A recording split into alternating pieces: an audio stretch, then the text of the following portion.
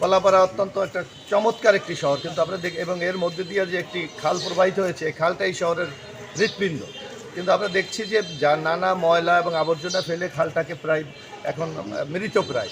আমরা এই যদি এখানে যারা বাসিন্দারা আছে, নাগরিক আছে, তারা যদি এই ময়লাগুলি নির্দিষ্ট জায়গায় ফেলে, তাহলে আমরা মনে করি খালটার প্রবাহ যদি আরও বাড়ানো যায়।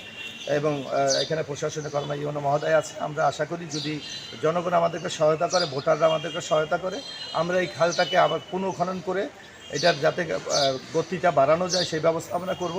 কিন্তু সবার প্রতি আমাদের আহ্বান, কলাপাড়া শহরটাকে পরিচ্ছন্ন রাখার জন্য তারা যত্রতত্র ময়লা না ফেলিয়ে নির্দিষ্ট জায়গায় ফেলবে এবং পরিচ্ছন্ন কর্মী এটা নিয়ে যাবে।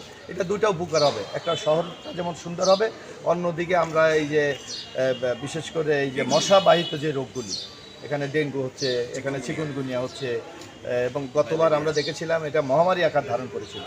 এই ধরনের রোগ থেকে আমরা অনেকটা রক্ষা পাবো। যার জন্য আমাদের আহ্বান, সবাই এই পরিচ্ছন্ন অংশগ্রহণে সহায়তা করুন, শহরটাকে পরিষ্কার রাখুন, যাতে আমরা একটি সুন্দর কলাপাড়া গড়ে তুলতে পারি।